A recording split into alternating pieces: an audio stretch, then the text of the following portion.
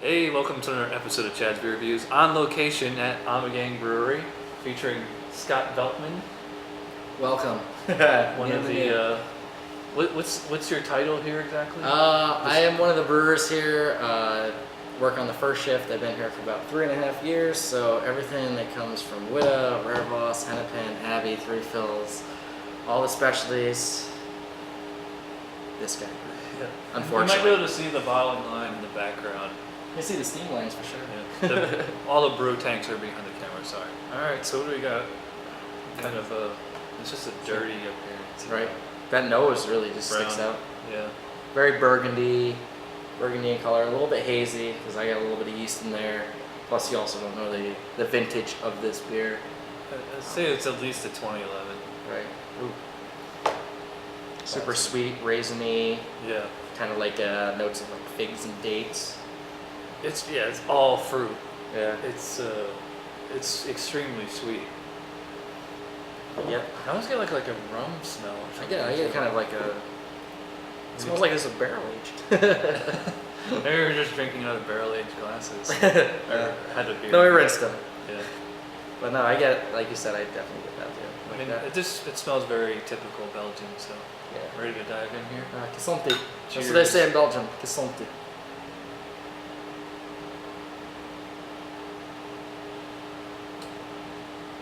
Mouth feels really nice. Wow. There's a little bit of oxidation in there, but not much. Really? We have a little bit of like the cardboardy kind of note. This must be a fresher vintage than I thought because it's like so sweet. Mm-hmm. Super sweet. It's almost like liquid candy. It's very molasses-y. It's very dangerous. I just can't stop smelling that. It smells great. Has a little bit of like there's spiciness to it, like all natural. Like it's funny, like we were talking about doing a winter homebrew, and the recipe you came up with, you said we're not actually using any actual spices, but just from the yeast, and like that yeast character in here is giving That's gonna be very, very nice. It's like I'm drinking this. It feels like it's a Christmas beer, but it's not. Right. Just think, man, with this yeast and that recipe, might be something very similar. I get caramel. I get dates, raisin, Toffee, like toffee. Yeah, toffee. toffee. I always say toffee. That's definitely full body beer. It's what's nice. It's not all super fizzy. Yeah. A lot of Yeah, it's very, very nice. It's easy to drink at 10.2%. There's a little bit of like that kind of buttery rum character, like from like a barrel aging like we just had a minute ago. Yeah, it's super, super tasty though. Yeah, of all the times that I've had this beer, this is the best serving.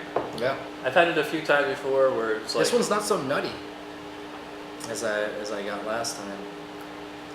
yeah, it's because it's more of the confectionery type spectrum of the flavor spectrum or whatever. That body is great on that. You were guessing, what do you say, 2010? I think 2011, 2010. Let's say it's at least 2 years old. It's between 2 and 3 years old. That's It does set up pretty nice. It does seem pretty, I don't know. It seems like at the same time it seems fresh, and at the same time it seems like a vintage because Right. it's like mellowed out. It's not an alcohol bomb or anything. Right. Yeah. Super. It's not boozy at all. Right. I hate to say it when we do Three Philosophers. In my opinion, I feel like that's really boozy, like super hot. Whatever alcohol's in this, it's like working with the beer. Well, we might be in luck because you look at it, it's got the nice little bubbles to it. So fermentation is still going on. Nice carb beer. I guess I'll just take a look at it under a microscope and see what we can do with it. Yeah, this is delicious because Yeah, it's really tasty. the other 2 times I reviewed this on the show, I was like, well, this is really good, but it's not amazing. But now this is actually, it's finally reached a point for me where I'm saying it's freaking amazing. Like it's, Perfect. it's better than, I mean, I've had Chimay Blue, Rochefort, all those. This is like when I've had Chimay Blue, especially to have it out of a 750 ml. Mm-hmm. It's just like so effervescent, you know? There's a lot of carbonation in there. Yeah. This one, I don't know what these monks do that the Chimay monks don't do, but You would be surprised on what they do. Very, very surprised. They probably don't do anything really to them. yeah, it's just so sweet. It's so well balanced. I mean, there's hardly any bitterness to it. No. Or if anything, they're using aged hops, or like I was saying, we do like late edition with lower alpha hops. So that way you get a lot of the flavor, but you get no bitterness to it. Because, Yeah. like, say for instance, you have Styrian Goldings that are 4.1%. The betas on those can be like 6, 7 at some points. So you don't get a lot of like bitterness, but you can get a lot of flavor out of them. And seeing how this is so old, it's damn tasty. Yeah, this is fantastic. I would actually go ahead and give this my highest rating, a 10 out of 10. 10 What do out of you 10. think? Yeah. Out of a Scott rating, what would I give it? 10. You, Chad, you give it 10 out of 10. I would say this is definitely, it's, I would give it like a 9.3. 9.3. Just because there's a little bit of oxidation in there. I know it's old, but yeah. right. So anyways, thanks to Romain in France who sent me these bottles. My last 2 bottles, Something. they will be put to good use because we're going to harvest these from them for a homebrew. And You can do a review on that. Yeah, hopefully it's going to make a kick-ass homebrew. So thanks to Scott for doing this review with me.